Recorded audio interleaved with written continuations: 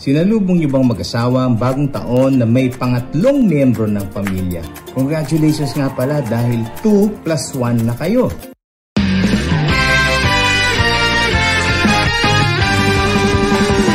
Always reminding you that kapag happy ang spouse, magiging happy ang buong house. Welcome sa inyong lahat. Another episode, interesting topic. But before that, love, mag-like, mag-subscribe. Social media accounts katulad ng Facebook, ng Instagram, meron din po tayo sa YouTube, TikTok, at saka ang Twitter. Nakaka-excite. May halong concern ang tinatawag natin na new season of being parents. So, welcome, new parents. Madalas yung mga couples will find themselves without time na makikipagkwentuhan. Minsan, sleep-deprived or irritable. Suddenly, hindi na rin makatapos ng mga task. Madalas ding stress about financial concerns. That is why we have essential 4 tips for you as new parents after having a baby.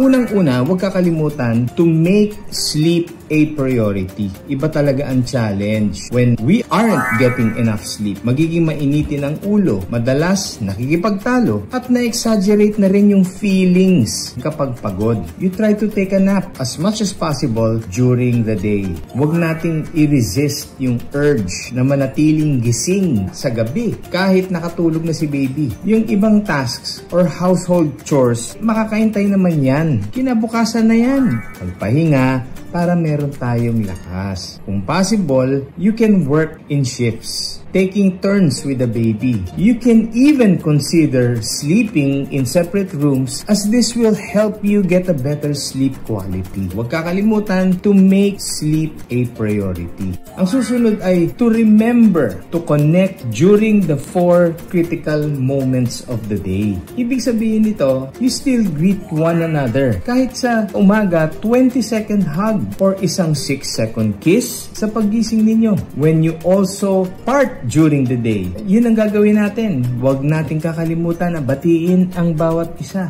When you reunite after being apart at even before falling asleep, just keep connected pa rin because it is essential to keep the affection alive. express your gratitude toward one another. Kayong mag-asawa, how important gratitude. It is the maintenance of your friendship with your husband or your wife. Kayong dalawa for sure, stressed out na sa pag-aalaga ng bago niyong baby, but you've brought a new life into this world. Each of you has played a part. Madaling maging resentful kung kinukumpara ninyo ang contributions ninyo. Nagbibilangan kayo kung sinong gumawa ng ano. Tandaan, each of you is struggling with your new role in different ways. I-appreciate ang effort given and express it lovingly.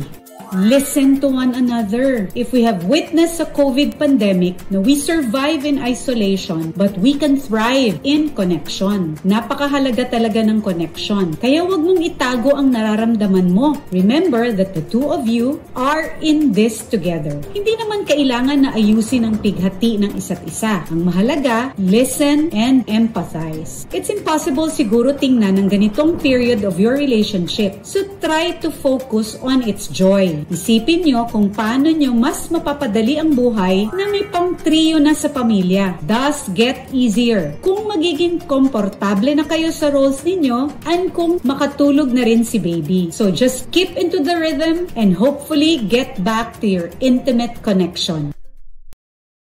Ang bawat pamilya may pag-asa. Happy spouse, happy house.